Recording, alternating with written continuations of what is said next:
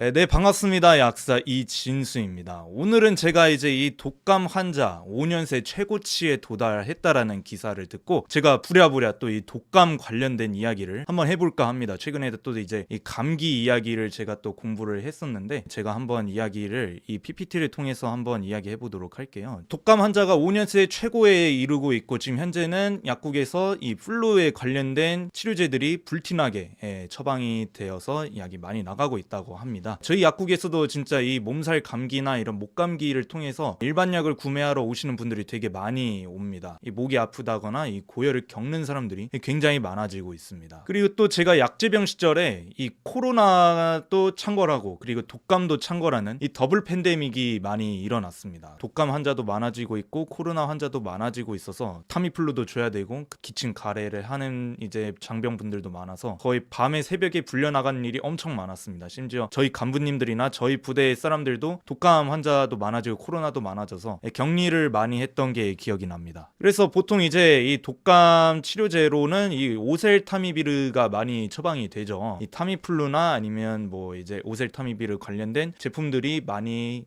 약국에서 나가게 됩니다. 많이 처방이 이루어지는데 경구약 이렇게 10개짜리로 한 박스로 이렇게 처방이 많이 나가게 됩니다. 그래서 이제 이 독감을 어떻게 복용을 해야 될까 이 이야기를 한번 해보도록 할게요. 이 오셀타미비르는 이제 복용하는 방법이 되게 중요하거든요. 독감을 잡는 데 있어서 굉장히 잘 드셔줘야지 초반에 이제 독감을 잘 잡고 치료로 완벽하게 해줄 수 있는 약 중에 하나입니다. 가장 중요한 건 여러분들이 기억해야 될 게 하루에 2번 아침 저녁으로 5일간 복용을 해야 된다라는 거죠. 그래서 5일 동안 이 약들을 하나 아침 저녁으로 드시게 해주셔서 꾸준히 드시는 게 가장 중요합니다. 중단을 하면 안 되는 게 이 바이러스 같은 경우에는 이 처방 일수만큼 복용을 해야지 치료 효과가 크게 나타날 수가 있게 되거든요. 그 이유가 뭐냐면 이 바이러스가 이 몸속에 감염이 된 후에 이 72시간 내에 증식이 많이 일어나게 됩니다. 그래서 그 증식이 일어나고 있는 상황을 막아줘야지 약을 이제 제대로 치료 효과를 볼 수 있기 때문에 이 음식과 같이 함께 복용을 하면서 약을 복용하면서 우리 몸의 독감 바이러스를 줄이는데 신경을 써줘야 되지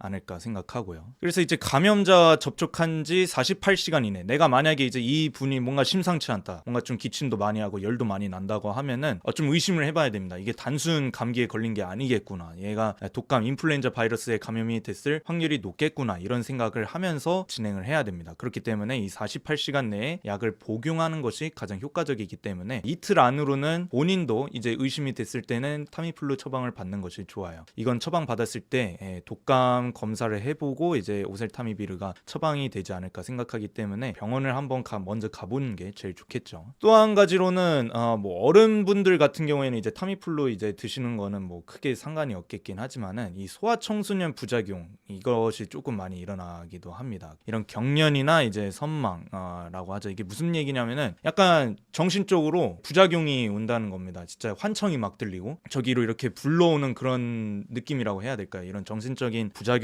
나타날 수 있는 게 타미플루인데 옛날에 이제 타미플루 먹은 중학생이 추락사를 해가지고 되게 안타까운 상황이 있었습니다. 그러니까 독감 약을 먹었는데 부작용으로 인해서 자살을 하는 이런 상황이 펼쳐지기도 했는데 특히 이런 소아청소년 분들 같은 경우에는 이제 부모님의 그런 관리가 정말 중요하게 잘 작용을 해야 되지 않을까 생각하거든요. 그렇기 때문에 이제 경구약으로도 이제 복용하기 힘든 친구들도 있어요. 뭐 연화곤란이 있다든지 아니면은 계속해서 이 약을 먹었는데 구토를 해가지고 약을 이제 뱉어내게 된다든지 아니면 부작용이 너무 심한 이런 분들 같은 경우에는 주사로 해결을 합니다. 주사인 이 페라미플루가 있죠. 이거를 이제 주사를 맞으면서 독감 치료에 들어가는 경우도 있긴 합니다. 그리고 또 한 가지로 이제 임산부 분들의 경우에는 되게 무서울 수 있어요. 우리 아이한테 이런 독감 걸린 것도 되게 무서운데 독감 약 자체도 타미플루가 되게 독한 것이지 않냐, 약사 선생님 이거 독감 약을 진짜 다 먹어야 되는 게 맞냐, 먹는 게 맞는 건지, 그리고 많이 먹으면 좋지 않을까, 이런 식으로 생각할 수가 있는데 제가 알아본 결과 이제 다른 약사님들한테 제가 조언을 구했을 때는 독감약을 충분히 섭취를 하는 게 정답이라고 합니다. 즉 이 타미플루를 아침 저녁으로 한 알씩 계속 꾸준히 복용을 해야 돼요. 왜냐하면은 임산부분들 같은 경우에는 혈액순환이나 아니면 대사 능력이 다른 비임산부분들에 비해서 독감약을 대사하는 능력이 좀 더 훨씬 뛰어납니다. 그렇기 때문에 우리 몸 안에서 독감을 치료하는 데 있어서 많이 남아있지 않기 때문에